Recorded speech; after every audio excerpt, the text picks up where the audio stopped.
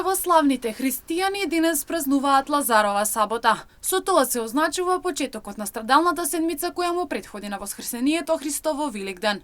Велат дека денес се одбележува најчудесниот ден, а тоа е воскреснувањето на Лазар, Христовиот пријател.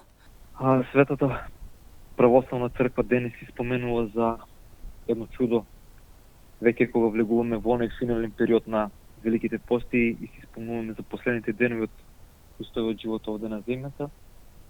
Христос за последен пат ги подготвува своите ученици и следбеници дека за она што ќе се случува до крајот на оваа седмица, за да ги утврди во верата, нагласувајќи им дека он ќе воскресне. Денес го извршува едно од најголемите чуда забележено во историјата на човештвото, тоа е воскреснувањето на 4-дневниот Лазар. Не случајно е воскреснат во неговиот 4-ти ден, се со цел сите оние мислења, сите оние научни докажувања дека можно да се работи за клинична смрт или за некој друго чудо. Овој празник одбележува влегување во страстна седмица и вела дека денес се потсеќаме на последните настани од животот на Христос на земјата. Со ова се најавува влегувањето во она, како што нарекуваме страстна седмица, каде што се потсеќаме за последните настани од животот Христов на земјата.